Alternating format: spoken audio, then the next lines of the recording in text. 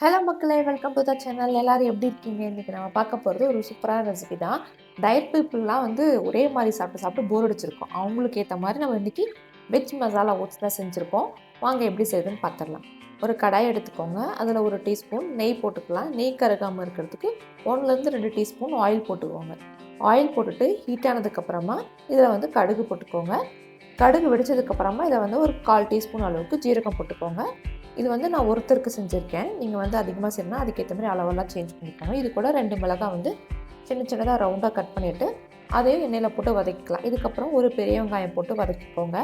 வெங்காயம் வந்து கண்ணாடி பதம் வர வரைக்கும் வதக்கிக்கணும். கண்ணாடி பதம் வந்ததுக்கப்புறமா, இதில வந்து நம்ம கருவேப்பில போட்டுக்கலாம்.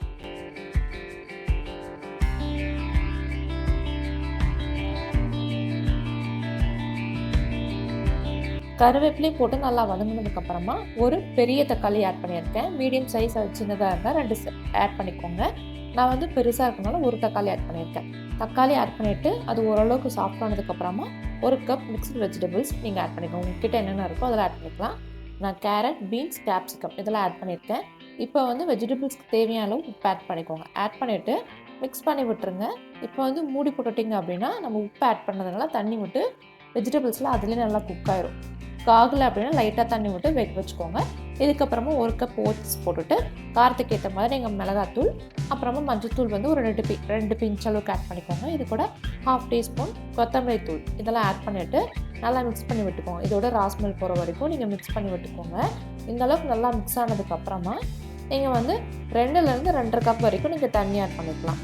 தண்ணி ஆட் பண்ணிட்டு, மிக்ஸ் பண்ணி விட்டுட்டு, இதுக்கு தேவையான அளவு உப்பு ஆட் பண்ணிக்கோங்க. நம்ம ஃபஸ்ட் ஆட் பண்ணது காய்க்கு மட்டும் தான் உப்பு ஆட் பண்ணோம். இப்போ வந்து ஓட்ஸ்க்கு வந்து உப்பு ஆட் பண்ணிக்கோங்க. உப்பு ஆட் பண்ணிட்டு, நீங்க வந்து மிக்ஸ் பண்ணி விட்டுட்டு மூடி போட்டுருங்க. மீடியம் ஃப்ளேம்ல வச்சுக்கோங்க. இது வந்து தண்ணி ஃபுல்லா அப்சர்வ் ஆயிட்டு நல்லா க்ரீமியா வரும் ஓட்ஸ். அந்த அளவுக்கு நீங்க வந்து குக் பண்ணணும். இப்போ பாருங்க நல்லா க்ரீமியா வந்திருக்கும். மிக்ஸ் பண்ணி காமிக்கிறேன் பாருங்க. இப்போ பாருங்க எவ்வளோ க்ரீமியா இருக்குன்ட்டு. நல்லா ஒரு டைம் மிக்ஸ் பண்ணி விட்டுட்டு, உங்களுக்கு தேவைப்பட்டா நீங்க மேல வந்து கொத்தமல்லி இலை தூவிக்கலாம்.